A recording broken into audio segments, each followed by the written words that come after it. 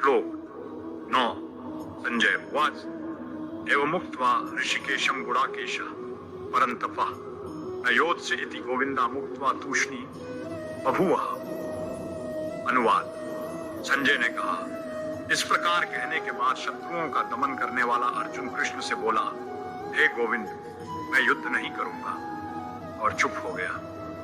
तात्पर्य, धृतराष्ट्र को यह जानकर परम प्रसन्नता हुई होगी कि अर्जुन युद्ध न करके युद्ध भूमि छोड़कर भिक्षाटन करने जा रहा है, किंतु संजय ने उसे पुनः यह कहकर निराश कर दिया कि अर्जुन अपने शत्रुओं को मारने में सक्षम है। यद्यपि कुछ समय के लिए अर्जुन अपने पारिवारिक स्नेह के प्रति मिथ्या शोक से अभिभूत था, किंतु उसने शिष्य रूप में अपने गुरु श्री कृष्ण की शरण ग्रहण कर। इससे सूचित होता है कि शीघ्र ही वह इस शोक से निवृत्त हो जाएगा और आत्म साक्षात्कार या कृष्ण भावनामृत के पूर्ण ज्ञान से प्रकाशित होकर पुनः युद्ध करेगा। इस तरह धृतराष्ट्र का हर्ष भंग हो जाएगा। श्लोक 10 तमुवाच ऋषिकेशः प्रहसन्निव भारत सेनयोरुभयोर्मध्ये विषीदन्तमिदं वचः 10। अनुवाद।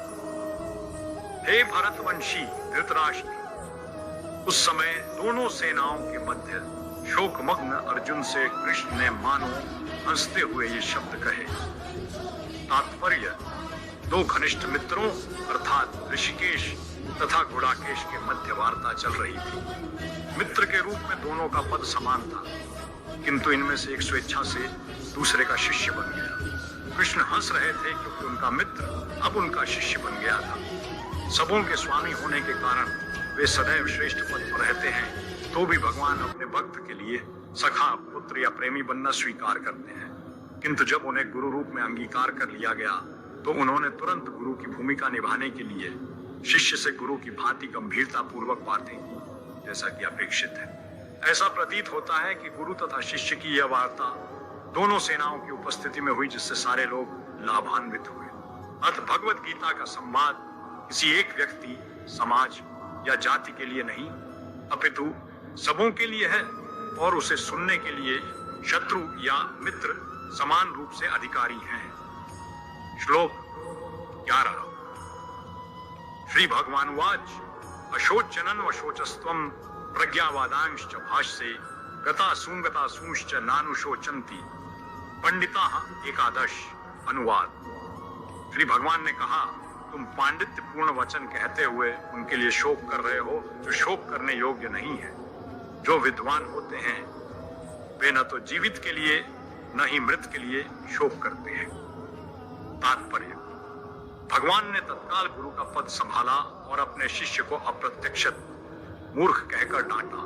उन्होंने कहा, तुम विद्वान की तरह बातें करते हो, किंतु तुम यह नहीं जानते कि जो विद्वान होता है, अर्थात जो ये जानता है कि शरीर तथा आत्मा क्या है, वह किसी भी अवस्था में शरीर के लिए, चाहे वह जीवित हो या मृत, शोक नहीं करता। अगले अध्यायों से यह स्पष्ट हो जाएगा कि ज्ञान का अर्थ पदार्थ तथा आत्मा एवं इन दोनों के नियामक को जानना है। अर्जुन का तर्क था कि राजनीति या समाज नीति की अपेक्षा धर्म को अधिक महत्व मिलना चाहिए, किंतु उसे यह ज्ञात न था कि पदार्थ, आत्मा तथा परमेश्वर का ज्ञान धार्मिक सूत्रों से भी अधिक महत्वपूर्ण है, और चूंकि उसमें इस ज्ञान का अभाव था, अतः उसे विद्वान नहीं बनना चाहिए था। और चूंकि वह अत्यधिक विद्वान नहीं था, इसलिए वह शोक के सर्वथा अयोग्य वस्तु के लिए शोक कर रहा था। यह शरीर जन्मता है और आज या कल इसका विनाश निश्चित है। अतः शरीर उतना महत्वपूर्ण नहीं है जितना कि आत्मा है।